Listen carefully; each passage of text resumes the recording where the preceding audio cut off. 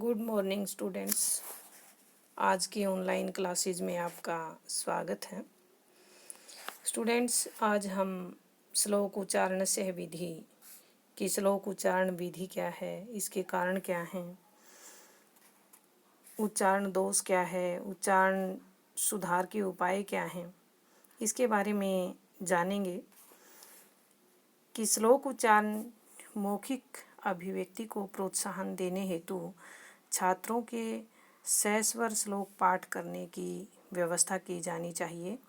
छात्रों को प्रारंभिक स्तर से ही सुंदर सुंदर मंत्रों, श्लोकों, गीतों आदि का चयन कर इन्हें कंठस्थ करवा देना चाहिए, जिसे वे कक्षा में, प्रार्थना सभा, वार्षिकोत्सव एवं बाल सभा आदि में इनका पाठ कर सकें।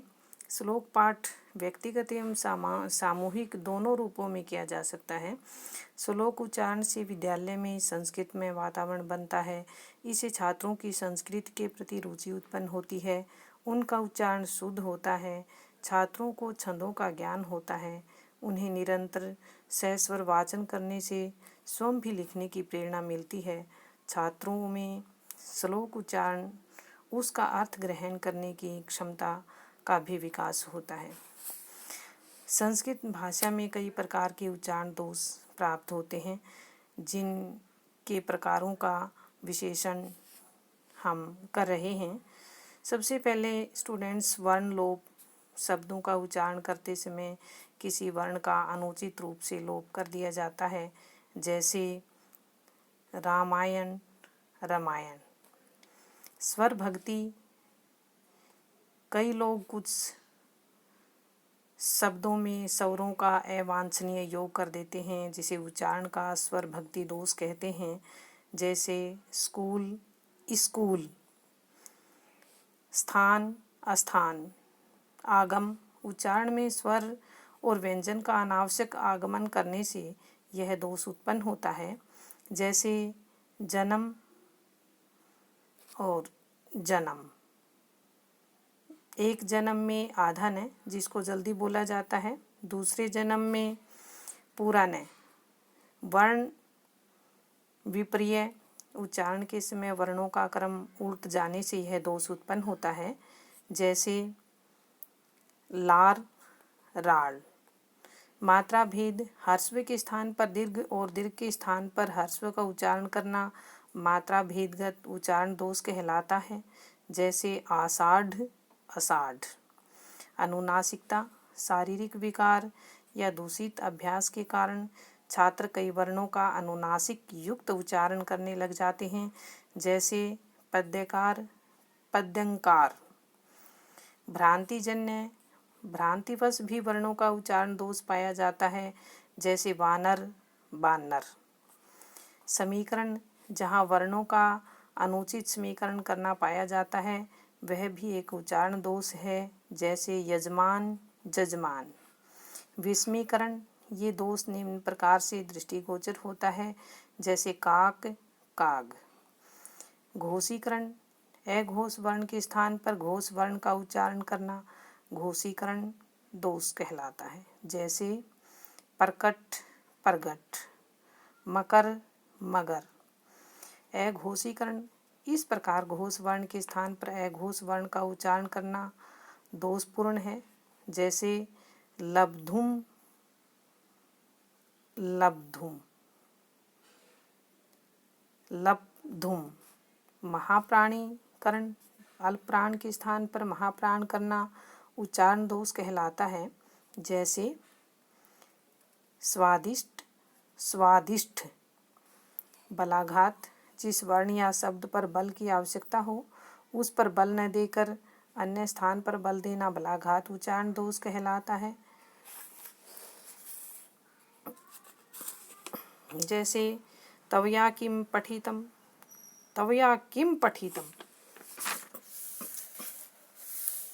अन्य दोष।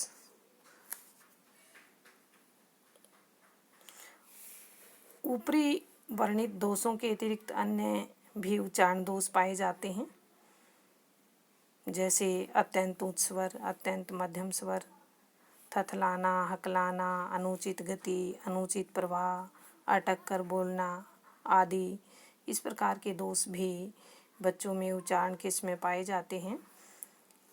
अब स्टूडेंट्स, हम उच्चारण शिक्षण की विधियाँ क्या हैं इनके बारे में जानेंगे कि उच्चारण एक विद्यार्थी के द्वारा सही प्रकार से हो। संस्कृत छात्रों को प्रारंभिक स्तर पर ही संस्कृत ध्वनियाँ तथा पदों के शुद्ध उच्चारण का अभ्यास कराया जाना चाहिए। इस अभ्यास के अभाव में शिशु का उच्चारण दूषित हो जाता है, जिसका आयु पर्यंत सुधार नहीं हो पाता है। अतः अध्यापक को विद्यार्थियों के उच्चारण शिक्षण हेतु निम्नलिखित विधियों का अनुसरण करना चाहिए। सबसे पहले है अनुकरण विधि, कि हम सर्वप्रथम अध्यापक कक्षा में आदर्श वाचन करें, तत्पश्चात छात्रों को उसके अनुसार अनुकरण करने के लिए कहें। अध्यापक के आदर्श उच्चारण के अनुकरण से छात्रों का उच्चारण शुद्ध हो जाता है और ये सर्वाधिक उपयोगी विधि भी है। संस्कृत शिक्षण के लिए सर्वथा अनुकूल भी है। आवृत्ति विधि, आरंभिक स्तर पर दूषित उच्चारण पाए जाने पर अध्यापक छात्रों से उस ध्वनि के शुद्ध उच्चारण का बार बार अभ्यास कराए और इस प्रकार ध्वनि या शब्द की आवृत्ति कराने से वह उच्चारण दोष अपने आप समाप्त हो जाता है। अवरोध विधि, अत्यधिक शिखर बोलने से उच्चारण अस्पष्ट तथा दोषपूर्ण होता है। ऐसे शिखर उच्चारण करने वाले छात्रों को शिखर बोलने से रोका जाना चाहिए तथा किसी भी शब्द का उचित काल में ही उच्चारण कराना चाहिए। इस शिखर उच्चारण करने वाले छात्र की उच्चारण गति नियमित हो जाएगी।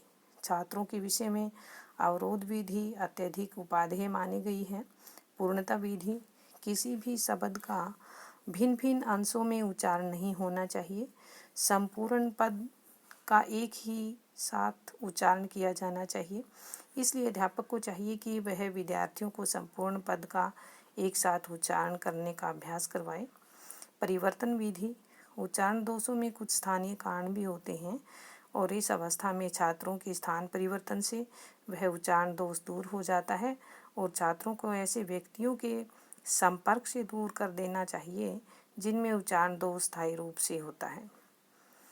स्टूडेंट्स, अब हम उच्चारण सुधार के कुछ जो उपचार हैं उनके बारे में जानेंगे कि छात्रों का उच्चारण प्रारंभिक स्तर पर ही शुद्ध करवाया जाना चाहिए। उनके उच्चारण अभ्यास की दूषित हो जाने पर पुनः उनके सुधार की संभावना कम हो जाती है। छात्रों को अशुद्ध उच्चारण का अनुकरण नहीं करना चाहिए। अधिकाधिक अभ्यास कार्य में कुशलता बढ़ाता है। अतः अध्यापक छात्रों से शब्दों के उच्चारण का अधिक से अधिक अभ्यास करवाए।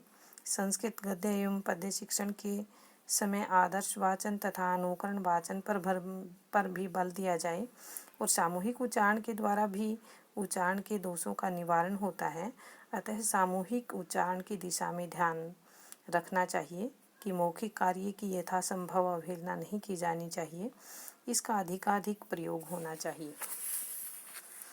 छात्रों के शारीरिक दोष होने पर उनकी चिकित्सा करनी चाहिए, तभी वे शुद्ध उच्चारण करने में समर्थ हो सकते हैं।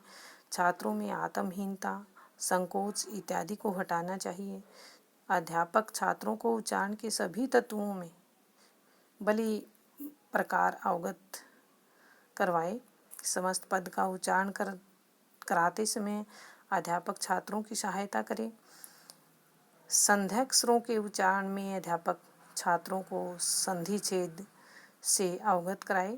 उच्चारण सिखाने में अध्यापक को धैर्य रखना चाहिए।